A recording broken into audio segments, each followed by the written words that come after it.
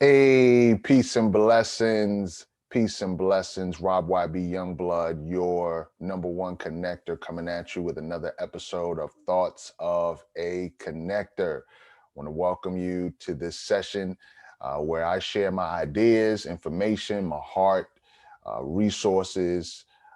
Just come clean and open when it comes to being a connector and just adding value in this world. I think it's so important that we find ways to communicate and share and give and grow, so that not only will other people be inspired, but we can sort through what's in our minds. This experience so far has been very therapeutic for me over these past several episodes, and I pray that it has empowered and inspired you. And if so, feel free to drop a comment in the comment section or shoot me an email and let me know your thoughts, share your feedback, or if there's any questions that you might have that I can answer on a future episodes. I'll be happy to do that. But today I want to talk about self-mastery versus self-sabotage. Self-mastery versus self-sabotage.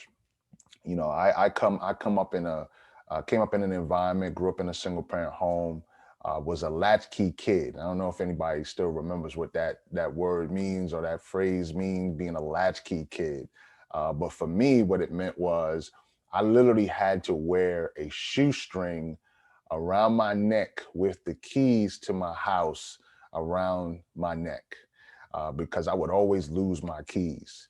And my mom would get frustrated because, she'd always have to keep replacing the locks because I keep losing the keys. And I went to elementary slash middle school about 8 blocks away. And so where I'm from in New York, we didn't really drive around much. We would either take public transportation, take the bus, or walk. And from where my apartment was in the Bronx to where my middle school was, shout out to my people from Sacred Heart Middle School, was about 8 blocks. It would take about maybe 15, 20 minutes, maybe longer, because I had short legs then. And I remember one time in particular leaving my keys in the gym. You know how, you got gym, you got to change out of your regular clothes, put on your gym clothes, and then put your regular clothes back on. And somehow my keys dropped out of my pants. And so I get to my house, get to my apartment, which is about 8 blocks away. I realize I don't have my keys. I got to run all the way back to the school. Luckily, I was able to get in the gym and get my keys and come all the way back. But I tell that story because that was an example of self sabotage. Because in my mind, I was known as someone who was forgetful. I was known as someone who just was irresponsible. And sometimes I would hear those words externally. My mom would say that to me because, I was, I mean, who loses their keys, right? Consistently, to the point where you have to have a shoestring and put the keys around your neck. And that was an example of self sabotage. But as I got older, I would continue to say those things to myself, and it would spill over into other aspects of my life until I got a coach and I realized the power of self mastery. Meaning, first and foremost, I had to identify where my gaps were, and then I had to make a conscious effort to work on those gaps so that I could avoid the same issues or challenges that I was facing. And the first habit that I had to work on was what was coming out of my mouth.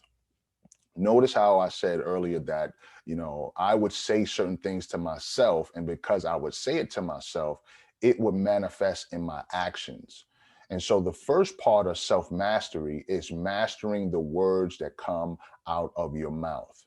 I learned a long time ago from some wise men that your words are seeds, right? Your words are seeds. If you took an apple seed and you planted it in the ground, you wouldn't get watermelons, right? You wouldn't get grapes. You wouldn't get bananas. You would get apples. And so when you sow a seed, it's going to reproduce like kind. So whatever you say out of your mouth, if it's negative, it's going to produce more negative. If it's positive, it's going to produce more positive. And so, in order for you to overcome this habit that often we have of self-depreciation, of beating ourselves up, we have to be intentional about saying what we want and not what we have, right? So if I were back at that age again, instead of me saying that I wasn't responsible, I would say I'm working on getting better in my responsibilities, right? Instead of me saying I'm forgetful, saying I remember where I put these keys, right? By changing my words, by changing my actions, I become a master of myself. And so my encouragement to you is move from this process of defeat to being a winner by changing the words that are coming out of your mouth. And when you do that, you begin the journey of self-mastery. It has been a pleasure sharing this with you. I pray that it has inspired, empowered, and impacted you. And if so, feel free to like, subscribe, and share this content.